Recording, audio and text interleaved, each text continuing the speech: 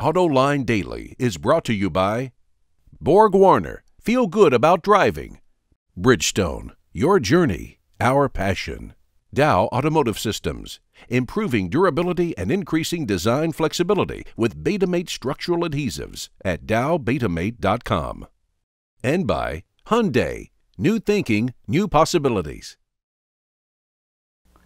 Welcome to Autoline Daily, where the news today is all about the Fiat-Chrysler 5-year plan.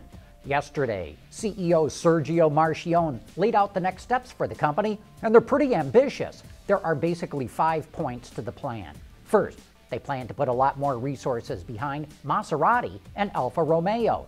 Those brands will be built in Italy in underused plants to boost the company's capacity utilization. The goal is to sell 75,000 Maseratis and 400,000 Alfas worldwide by 2018. In North America, Alfa is slated to get 8 models and a sales target of 150,000 cars and crossovers. In the U.S., both Alfa and Maserati will be sold in, and I quote, the best Fiat dealers. Second part of the plan. In Europe, it will move the Fiat brand into more upscale products, namely CUVs and SUVs. But the company will not invest any money to try and grow Fiat's market share in Europe. Instead, Fiat will concentrate on growing outside of the EU. Third, and perhaps the most important part of the plan, is to grow Jeep sales to 1.9 million vehicles by 2018. They're going to build 3 Jeep models in China, which is where most of that growth will come from. The Compass and Patriot will be dropped in 2016 and replaced with a C-Class SUV. And in 2018, Jeep will revive the Grand Wagoneer to push the brand further upscale.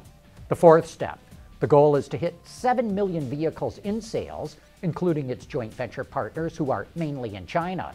Sergio Marchionne says they can hit this number without taking on any other partners.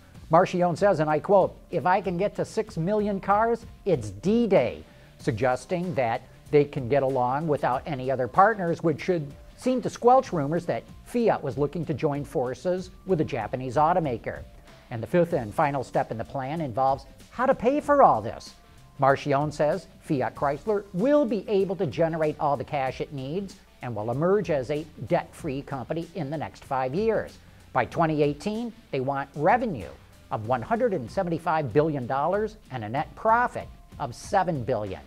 Those are the 5 main steps, but there's a tremendous amount of other details. For example, the Chrysler brand will now become the company's main mass market brand in North America and will get a full lineup of products to compete effectively with Chevrolet, Ford, and Toyota.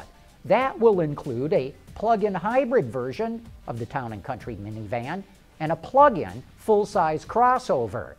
Dodge will focus primarily on muscle and performance, so the Avenger and the Grand Caravan get axed, and SRT will no longer be a standalone brand. It gets moved back into Dodge. Yeah, you can call it a Dodge Viper once again. And no more SRT Jeeps or Chryslers. Ralph Gilles, who had been running the SRT brand, will continue to head up Chrysler's design and motor racing activities. The Ram brand, which has been wildly successful, does not change at all. Once they hit their plan, Marchionne says he would like to spin Ferrari out and issue an IPO. He says Ferrari generates $1 billion in cash every year and $500 million in profits. And he scolded analysts who value Ferrari at $5 to $7 billion, saying it's actually worth twice that. And he says if Fiat-Chrysler ever desperately needed money, it could always do this sooner. And finally, Sergio plans to hang around as CEO until the plan is successfully executed. But he hinted, if the company hits that $7 billion profit goal ahead of time, that is when he will sit down. Okay, enough of all the Fiat-Chrysler 5-year plan stuff. Let's take a break and come back looking at how GM is covering up its cars. Dow Automotive Systems, driving solutions in automotive, commercial transportation, and aftermarket with innovative products like Betamate structural adhesives. Lighter, stronger, safer. DowBetamate.com. In order to better protect its cars going from the factory to its customers, General Motors is using custom-fit covers instead of plastic wrap that's commonly used. Here's a video the company put together that explains the process. We transferred the concept of the tailor-made suite for people to tailor-made suite for cars. That process of fitting the covers, I think it catches all of us a little bit by surprise when we first see it, and the immediate reaction is, wow, that looks like a tailor who's fitting a suit for a dress occasion. Simple piece of fabric, and then we transform this simple piece of fabric in a very high technical product. This cover allows us to get it to the dealer, and the dealer has to do very little in the way of cleanup before he gives it to the customer. The biggest challenge is to protect the car while it's transported on trains and on the top of a truck. For export, we have a much longer pipeline. We have to transport the vehicle by rail and car hauler to the outbound port in the United States. Then it goes on a vessel, it gets to the other end, it goes on to land transport again. So a lot of handling of the vehicle. And the challenges of keeping the car or truck perfect are real. This cover meets those challenges really well, so we are now trying to put it on all of our exports. You can also drive the cars because during the handling operation for the export of a car, truck drivers need to drive the cars in order to take them on the trucks. The car is fully protected, as you can see at the car cover for the Corvette behind me, and we are the first company in the world to create this kind of product.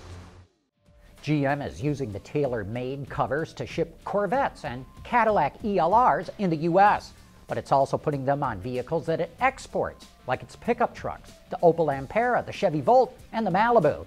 GM says that about 100,000 vehicles will get the custom-fit covers. Hey, don't forget to join us tomorrow night for Autoline After Hours. Our guests are the Gutierrez brothers of drag racing fame, and they'll have their car in the studio with us. With that, and some of the best insider discussion of what's going on in the automotive industry, you will want to make a point of catching that show. Anyway, that wraps up today's report. Thanks for watching, and please join us again tomorrow.